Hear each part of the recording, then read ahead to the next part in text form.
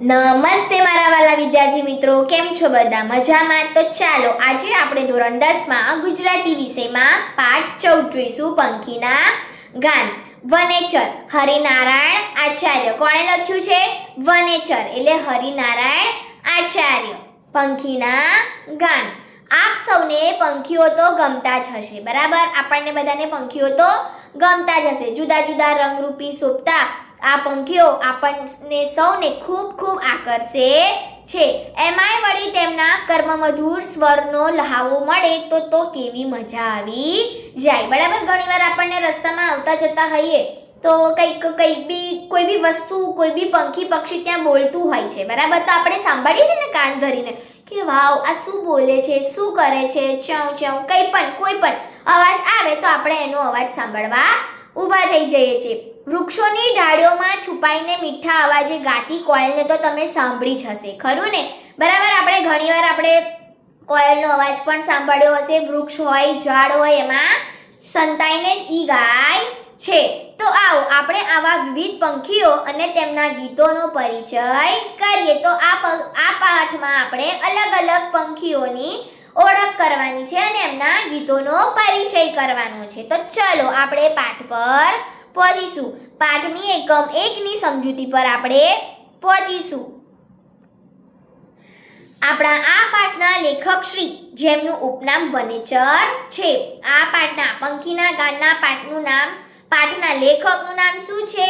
ઉપનામ તો વનેચર છે. તેઓ ખરેખર પ્રકૃતિ પ્રેમી છે. કેવા છે? પ્રકૃતિ પ્રેમી છે. ખાસ કરીને તેઓને પંખીઓ અને વળી તેના મધુર ગીતો ખૂબ જ ગમે છે, બરાબર? આ વનેચર છે આપણા જે પાઠના લેખક છે, એ પ્રકૃતિ પ્રેમી છે. એમને મધુર ગીતો ખૂબ જ ગમે છે પંખીઓના, બરાબર? પાઠની શરૂઆતમાં જ કેવી મધુર લયવાળી 2 પંક્તિઓ મૂકી છે. પંખીના ગાનને શબ્દબદ્ધ કરવાની કળા લેખકમાં રહેલી છે. કોઈ નવો અવાજ સંભળાયો કે લેખક તરત જ તે પંખીની શોધમાં નીકળી પડે છે.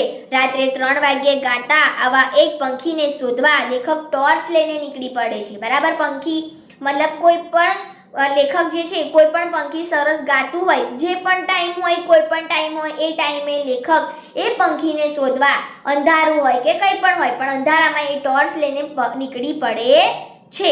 ઝાડની ડાળીઓ વચ્ચે છુપાઈને ગાતા આ પંખીને શોધવા સતત પ્રયત્ન કરે છે. પરંતુ દિવસના અજવાળામાં અલગ અલગ દેખાતી ડાળીઓ અત્યારે રાત્રિના અંધકારમાં એક થઈ જતી લાગે છે અને તેની ઘટાઓમાં પેલા પંખીને ક્યાંય સંતાડી દે છે, બરાબર? હવે લેખકને અન્ય પ્રાણી સૃષ્ટિ કે કીટકો રંગરૂપ કે વર્તનથી આકર્ષે છે, જ્યારે પંખીઓ તેમના ગીતથી આકર્ષે છે. તેથી જ લેખક મહિનાઓ કે દિવસો સુધી આવા ગીત ગાનારા પંખીઓને જોવા ભમ્યા જ કરે છે. આ છે પીળક અને કોયલનું અહીંયા આપણને આપેલું છે. જો લેખકને બહુ ગમતું પીળક પક્ષી અહીં નાયક જેવું બની જાય છે.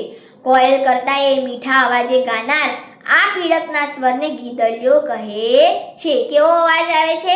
ટીયો ટીયો ટીયો. ગીદલિયો ટીયો નો સુર માળો બાંધતી વખતે ખૂબ જ મધુર બની જાય છે. ચલો, એકમ 1 પૂરું. એકમ 2 ની સમજૂતી. શહેરમાં તો પર્યાવરણનો નાશ થતો જાય છે, તેથી પંખીઓ ગીત સાંભળવા પણ દુર્લભ થઈ ગયા છે, બરાબર? આપણા શહેરમાં તો હવે બહુ જ પર્યાવરણનો નાશ થાય છે, પ્રદૂષણ બહુ જ આવી ગયું છે, બરાબર? એટલે પંખીઓના ગીત સાંભળવા પણ દુર્લભ થઈ ગયા છે. પર્યાવરણનો નાશ પણ થઈ ગયો જ છે. લેખક એટલે કે વ્યંગ્યમાં કહે છે કે કાગડા બોલે ને સવાર થાય તેવો અનુભવ શહેરમાં થયો. વળી કવિઓ તો પોતાના પ્રિય કોયલને જ વહેલી સવારના મંગળ ગીત ગાનાર ગણે છે. કવિઓ તો કોને મંગળ ગીત ગાનાર કહે છે? કોયલને, બરાબર? પરંતુ લેખકને વનમાં ફરતા, ગામડામાં રહેતા ખ્યાલ આવ્યો કે રાત્રિ પૂરી થઈને સવારનો વહેલો પોર શરૂ થયો તે સૂચવતું મીઠું ગાન રેલાવનાર તો પીળક જ છે. કેવું? ટીયો ટીયો ટીયો કરીને પીળક આરંભ કરે છે ને પછી તેમાં કોયલ કુ કુ કુ કરતી ને દૈયડ તીર તું કરતા જોડાઈ જાય. પછી તો એક પછી એક કેટલાય પક્ષીઓ આમાં સૂર પુરાવે. બુલબુલ, શક્કરખોરો, મહાલત, સોબીક, ફૂદકી વગેરે સવારમાં વાતાવરણને સુંદર મીઠા અવાજોથી ભરી દે. પર્યાવરણમાં રહેલી આ માદકતા ખરેખર માણવા જેવી છે. એમાંય વળી આ બધાના સૂર જુદા જુદા સમયે ફરે પણ ખરા. કેટલાક તો વળી અમુક સમયે જ ગાનારા હોય. જેમ કે કેટલાક વહેલી સવારે જ ગાય, અગન અને ચંડોળ જેવા સૂર્યોદય સમયે જ ગાય, કોઈ સાંજે ગાય, કેટલાક બધાએ આરામ કરે તો કેટલાક વળી આખો દિવસ ગાયા જ કરે. બરાબર, અહીંયા તમે જોઈ શકો છો આપણને ચંડોળ અને દૈયડ આપેલી છે. આ ઉપરાંત સમયભેદ, ઋતુભેદ, સ્થિતિ પ્રમાણે તેમના અવાજમાં પણ ફેરફાર થતા રહે છે. બરાબર, એમના અવાજમાં પણ ફેરફાર થાય સમય પ્રમાણે, ઋતુ પ્રમાણે. બરાબર ને? ક્યારેક મીઠો અવાજ તો ક્યારેક દુઃખમય પણ થઈ જાય. કોયલ, દૈયડ ને પીળક જેવા મીઠા અવાજે ગાનારા પક્ષીઓને સૂર ક્યારેક મીઠાશ વિનાના પણ હોય. જ્યારે વ્હાઈટ આઈ આખો દિવસ આનંદ ટ્રીચ કર્યા કરે. ફૂદકી તો વળી બહાદુરી બતાવ્યા મરદની જેમ સંતોષજનક રીતે ટુવી કે ચીક ચીક ચીક કરે. ત્યારે તેની પૂંછડી ઊંચી નીચી કરવાની છટા આકર્ષક હોય. બરાબર, જોઈ લો અહીંયા અગન, શ્વેત નયના, બરાબર, સોબિકા, ફૂદકી એ બધું અહીંયા આપણને આપેલું છે. ત્યાં આપણો એકમ 2 સમાપ્ત થયો. હવે એકમ 3. વહેલી સવારે ગીત ગાનારાઓ આ પંખીઓ રાત્રે પણ મધુર ગીત ગાતા હોય છે. દિવસે તો કદાચ દેખાય પણ જાય, પરંતુ રાત્રિના અંધકારમાં સંતાઈને બેઠેલું પંખી જે ગીત રેલાવે છે તે પહેલાં ક્યારેય ન સંભળાયું હોય તેવું નવીન જ લાગે છે. રાત્રિના સમયની વાત છે. ક્યારેક કોઈ અજાણ્યા પંખીના ગીતને સાંભળીને તેને શોધવાની સંતા કુકડીમાં પણ આનંદ આવે છે. નાનકડા બગીચામાં વૃક્ષોની પણ વિવિધતા છે.